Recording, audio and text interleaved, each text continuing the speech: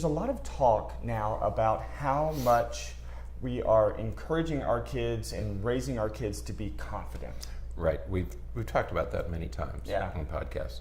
That this whole idea of participation trophies and giving them compliments and telling them how wonderful they are and what a good job they're doing, whether they deserve it or not. Right. The idea was that you, and I think this started about back in the 70s, I think, sometime in the 70s, that we began to give kids participation trophies. I don't remember, you and I never had that when we were in sports. But sometime in the late 70s, I think this trend began.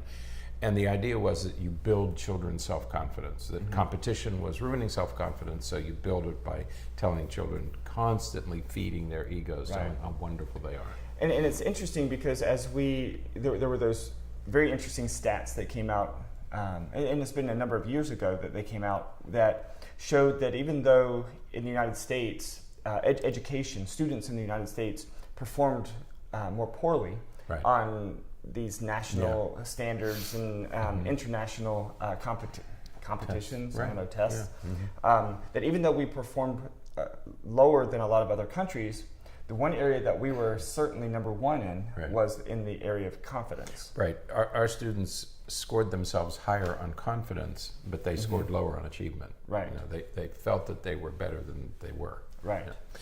And so that's why this article was so interesting. Right. Because it's entitled "Why Kids Lack Confidence," and it kind of smacks against a lot of that, because we know that a lot of kids have actually too much confidence.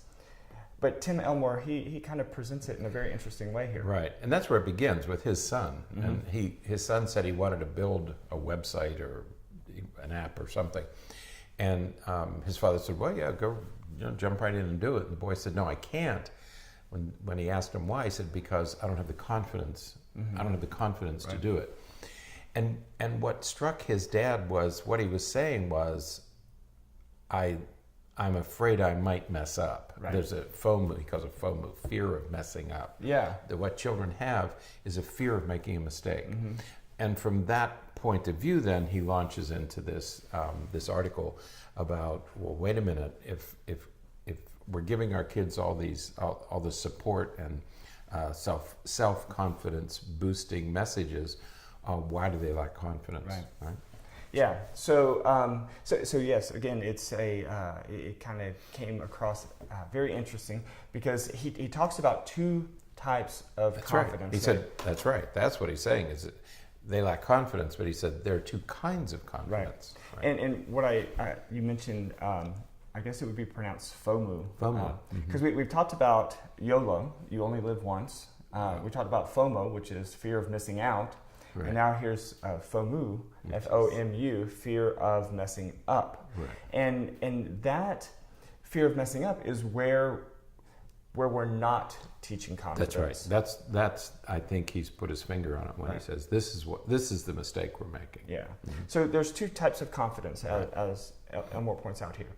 One is the type of confidence of, I can do what I want to do. I can be who I want to be. It's this, as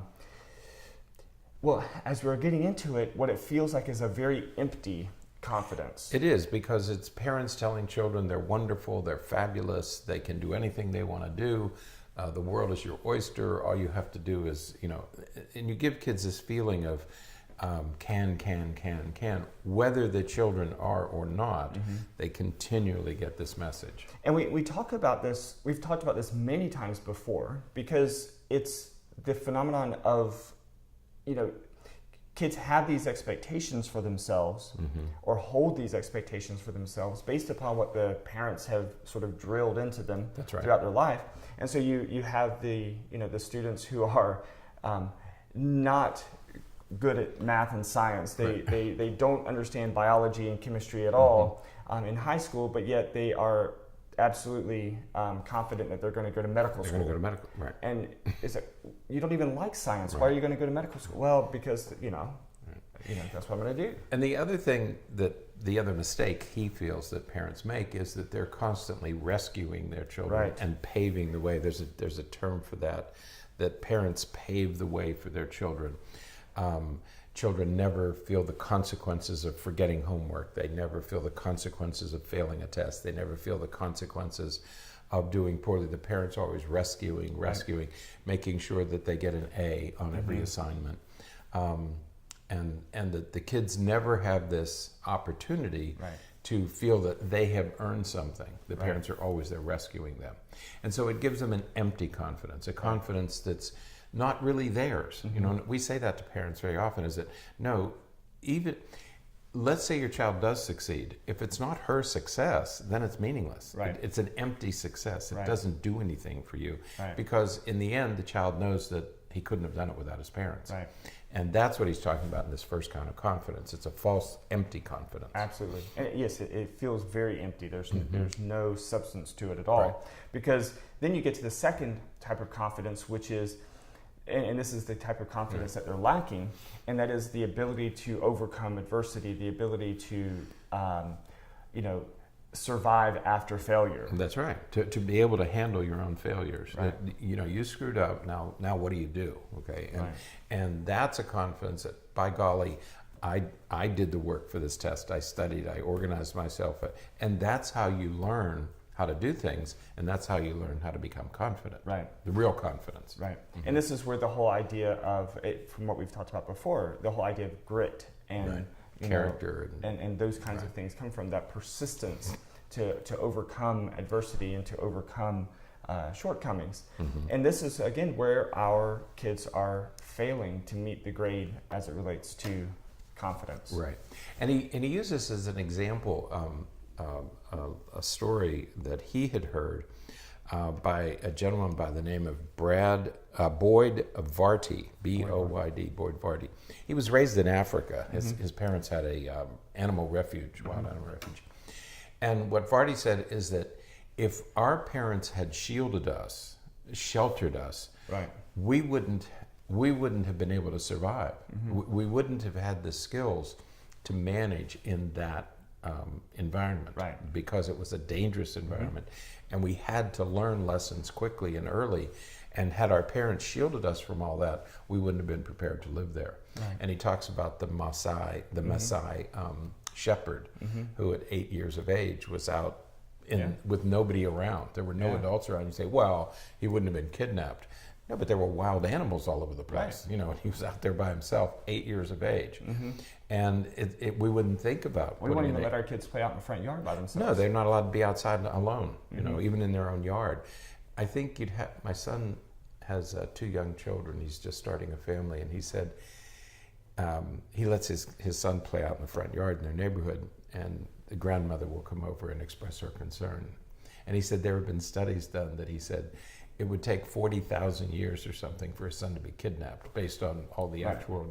But we don't let our kids go out and play by themselves. Yeah. You know, but if they're Maasai, they can go at 8 and handle wild animals. Yeah. You know, so, but he said those are the kinds of experiences that we should be giving our children, the opportunity to fail so that they develop the confidence they can do it, and that comes from failure, not from success. Right.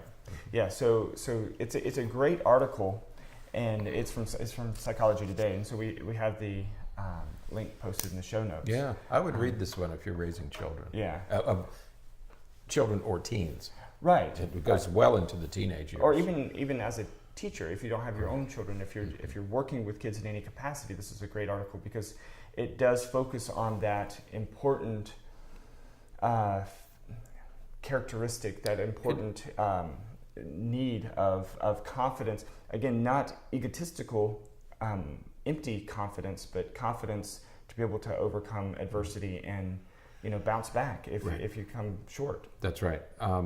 It comes from accomplishing things on your own. You can go to adults with questions and to seek advice, but the adult shouldn't be there to rescue you. Right. You should be doing these things yourself. I mean, all of us have experienced that, but it comes from accomplishing things on your own. Right.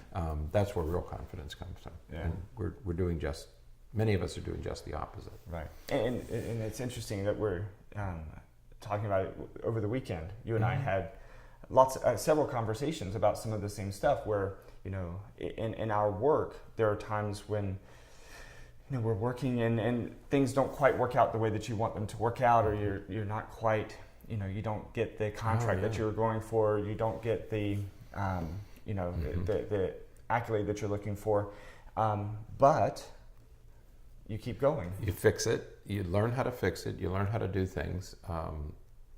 And that, you know, we talk about schools building students, you know, doing, and schools are, this would be a wonderful opportunity for teachers to work with students who do fail assignments, to take all the pressure off getting an A and say, no, this is really good for you to have these kinds of experiences, and to encourage parents to encourage their children. It's during the elementary and middle school years that kids should have the opportunity to fail. I think it should be built into the system. Students will enter graduate school, and their goal is to get all A's. You know, I want to get a 4.0. I want to get all A's in graduate school. That's a false goal to me.